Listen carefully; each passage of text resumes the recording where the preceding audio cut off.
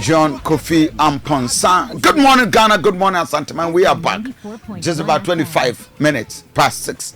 And I don't pay you, Benyamre, na fi ya discuss all issues. And then somebody does so. Enra na menshia try the 4 employing phone be a menshia. Na the member of parliament, Adum Subin MP, a very, very explosive and categorical statement our floor of parliament. MCR, Mobama, the video of the member of parliament, Adum Subin, was stated clear. Say, Jana, a she, a wakejetiano. Nkoma wadi, and in Shemua, why a HSA, a dumsor, and a may Jana buy.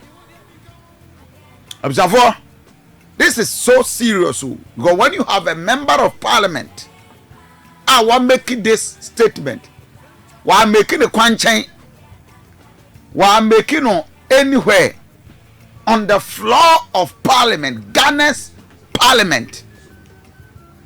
No, this is damn serious. But at the end of the year, no, I hear but young Kofi MP no. Na yintie of the Adum fire the gravity of the Adum fire disaster is by far the worst witnessed in Ghana in several decades. Almost 2,000 shops and uncountable goods were gutted by the fire. In my interaction with affected traders and eyewitnesses, Mr. Speaker, it was revealed that this fire was allegedly triggered by dumsor. Power had been out. The moment electricity was restored, it sparked and triggered the fire. Mr. Speaker, this is most unfortunate in view of how far you have come as a nation. Mr. Speaker, the reports further indicate that the Ghana National Fire Service was handicapped in their attempt to salvage the situation due to non-existent functional fire tenders at nearby stations and major logistical issues that must be addressed. The congested nature of the market and lack of modern firefighting infrastructure worsened the situation, making it almost impossible for firefighters to contain the situation. Mr. Speaker, growing trend of fire outbreaks in our major market in recent years has become quite alarming. From Makola to Kinkantamanto, Asafu Market to Kejetia Market, and now Adum. The member of parliament, Adum Subin constituency. Ama, good morning. Morning, Reverend. I wanted to make clarity. Na minyanti asia was asema because also from day one, Obia say Jana she no, dumsor. Jana yeden efri fan the buy. Radio adwuma na aye ni TV adwuma no toda wo de atese bebre kan asemo ama be mistake. We've gone beyond. Owura na oye security to shop na eja no. Blue light ho.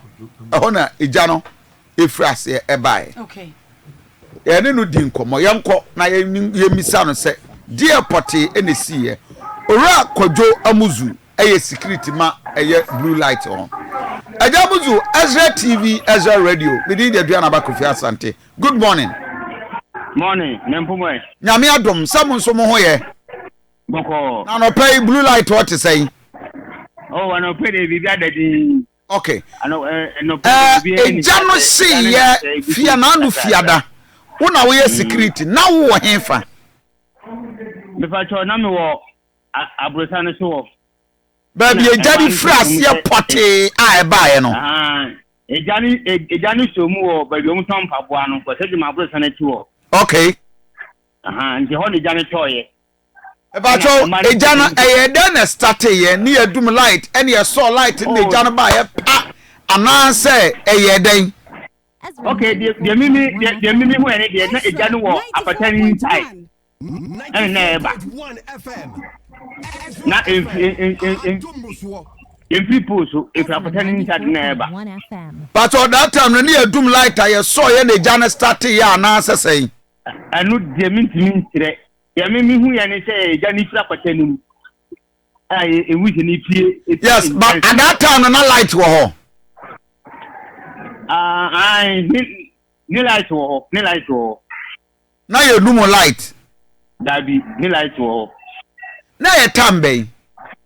Okay, around about 5 to 6 more. Na area ho ya we say omoton apensane sa na ma no wo ho. At that time na man for shop ni mu ana. Dabi satana amanfo nyamai. Amanfo nyamai shop ni mu ye.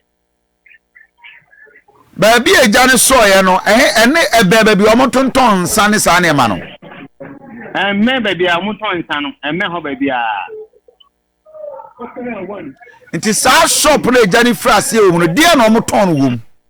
Omoton pabo wo. Pabo anko na omoton wo. Pabo na omoton wo. Enti ejane start ye no hwan na di kan hu ye. Okay, the ejane start no. Na ema na mo beji omonyama wo ase wo na ema no wo ho. Nti na ema ni tietiem. Eja to how. Nti wana mimi ja mema djuma ne yede ekọ ho. Mimi ko na jani fra faten mi yede e twa bontin. Ena wo ye den. Ena me ko ena omoma me omo yi no mo di dum eja no. Ena omo de ma me. Nti na ekwan bi na apatan ho. Ena me nsimi yede me nsimi di afuma we yi na no na tia. Date na no se be ya me pomp we na. Nti ni be wura yin ta na ma jana tu. Nti me pompi a nso ni nko ni nyina ta ba pom. Ena kan na me kom watch ma ba akoko ka chen se ja to ase.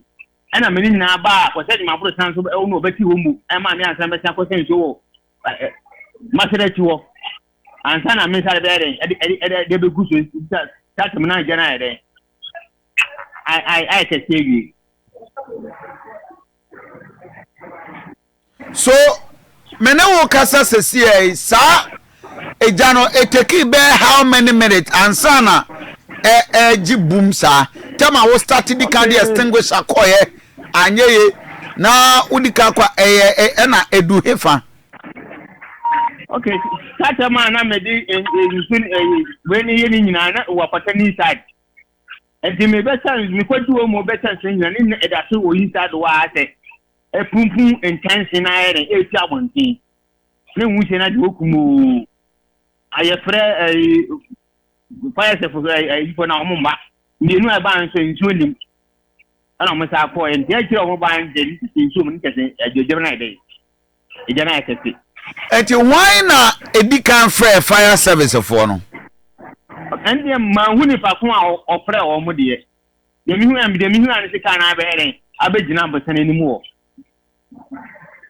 eti tamejane start ye na wo di kan start senka wudum no eteki be how many minutes ansa na fire for eba beduru ho. Okay, on say that time na ato ni brand ni market time. Eti se manfo ka se yedum light ene yedum light wi e na eja no eba ya una na wo ho one sa afo no de na abeka.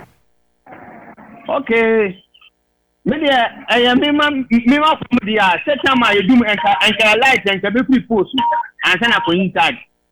But we dey free post if a pretend man can ankasa. But the person me tia say at that time eja ne so ye no na ye dum light and ye so ye na anche ne bae anase that day ni nyina no ne ye num light. That time dey ni light wo ho. I see.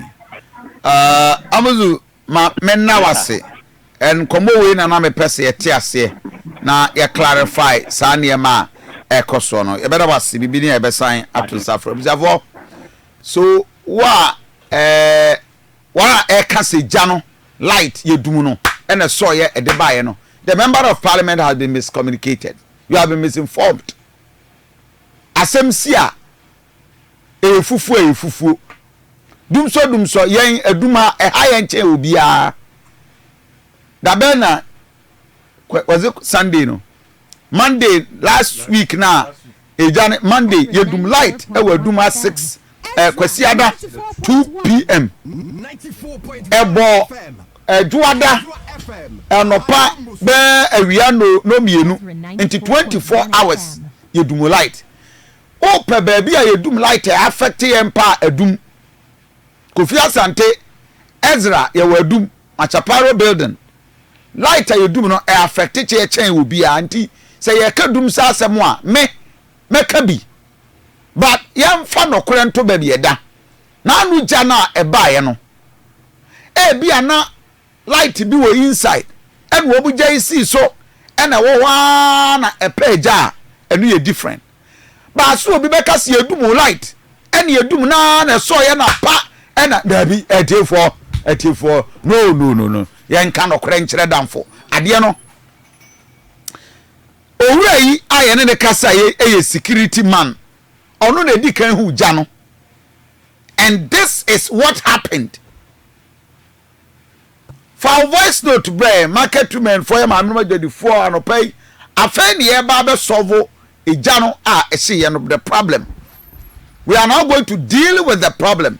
0531455105 anopai for voice note bra for any day adwadifor no ye si ye den ye kwan enra mpanimfo ko menhia na etwa se wo mokobọ mpanimfo amane vize wiase asama maachi a wo mane de ani a eno da nchen a na yenya ntiase enso exactly ne esiye but the established fact and say eja no as at the time eja no so ye no na ye numu light e wo blue light ho a blue gate ho enra guta Ghana Union of Traders Association Asante regional chairman ni adwadifo mpanimfo bi e ko menhia na yenko